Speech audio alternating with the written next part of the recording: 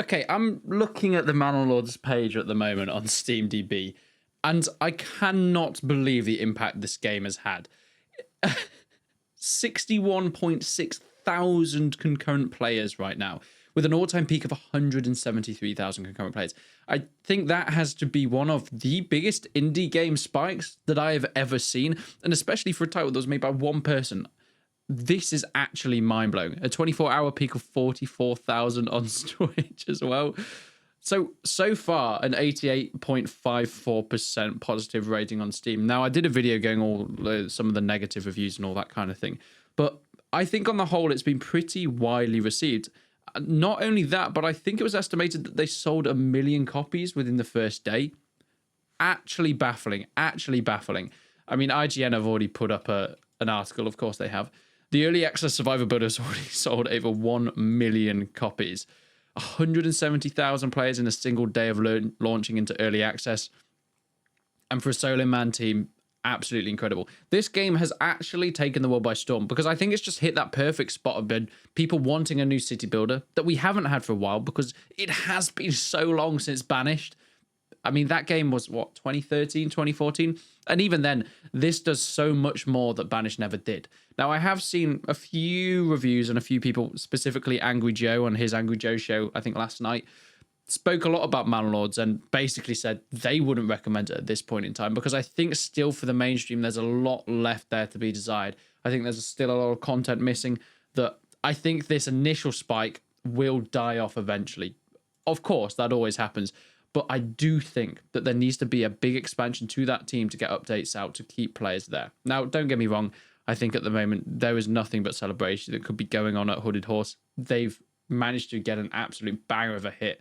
I mean, what an idea. Whose idea was it to sign on Manor Lords? That was a good call. But we've seen some incredible stuff that's come out the last few days. It's managed to really hit the mainstream now. But not only that, I think recently, if we look at the Manor Lords Twitter page, there's been a few updates. Main points for the next patch planned: fixing all the weird homeless bugs, tuning the arch damage, tuning the trade supply over mechanics, and slowing down the rate of AI claiming territory. So there are updates that are coming, but at the moment, once again, just bug fixes. Now, then something caught my attention, and this was on Flat2VR. Now, I've never really seen their page before, but it looks like, yeah, they're developers and modders, but mostly focused on VR. And already, within a few days, here we have it. Oh god, I've got to turn that music off. It's the Game of Thrones theme. But it's essentially VR within Manor Lords. I'm not entirely sure how that works, how you can even approach this sort of thing. But it does work, seemingly, and it seems pretty good. I mean, you can get right down and close, and I'm assuming everything is controlled with your head.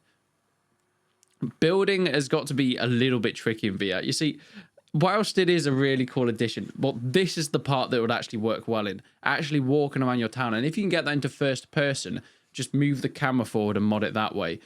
I don't know how impossible that would be, but I think that's where the VR would really shine within Manor Lords. I don't know entirely if VR within the city building portion is going to be all that effective. But it is pretty cool, and it is nice to see what could happen with the future of Manor Lords and all their modding. There we go. We can see them rallying the troops. I want to see how different this looks. Okay, they don't actually have that many troops. But yeah, it all looks pretty much the same. I don't think this is very different to actually being able to just zoom in with the UI. In fact, a lot of the UI is getting cut off there. I want to see some of the responses. Imagine the Vision Pro can do a full tabletop on your table. Now, that would be a good use for VR. Being able to do these city builders, but using a practical surface and maybe even having like little models that you can move around. I know there are some ways of doing that. And these guys have worked on a Kingdom Come Deliverance VR. But in general, Manor Lords has made some incredible improvements. It has absolutely wiped the floor. Not only that, but this game crashed its own Steam store page. And I think the Steam store page of, well, everything, because of how many people wanted to buy it on launch. The main reason for that being is they didn't do this pre-order campaign like a lot of games do. And well, because there was a lot of talk early on about prices and how the prices would differ and change.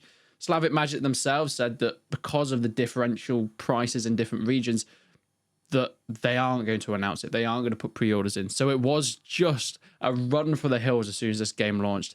Everybody went for it at the same time. But I think there's so much success still to come for this game, and I can't wait to see where it goes next. There's going to be more updates, there's going to be more modding, and I guess we're going to be tracking it as it goes along. VR in Manor Lords, though, I mean, what more could you really goddamn want?